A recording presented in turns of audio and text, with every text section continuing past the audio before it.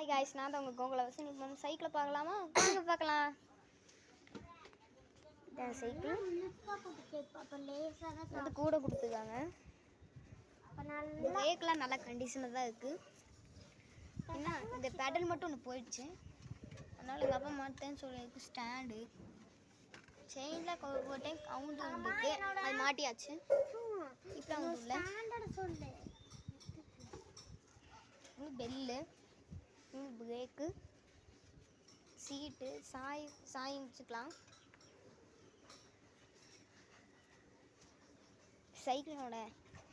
சைக்கிளோட company பேர் வந்து hero. இது வந்து மாடல் சன்டான்சர். அதுக்கு எழுதியிருக்கு, நல்லா பார்த்துக்கோங்க. ஹீரோ சன்டான்சர்.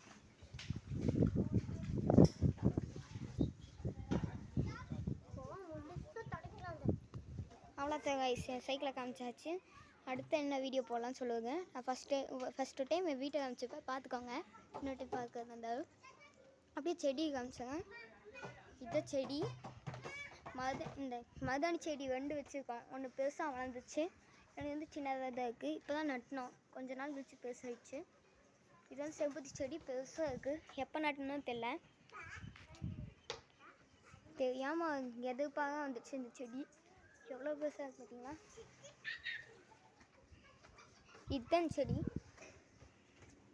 கொஞ்சம் தான் வளர்ந்துருக்கு. மீதியெல்லாம் எப்போவும் நட்டினா சீக்கிரமாக வந்துச்சா. இது கொஞ்ச நாள் தான் இருக்கும், 1 வருஷம் தான் இருக்கும் நட்டி. அதில் இவ்வளோ தான் வந்து துணி தான் இருக்க இடம்.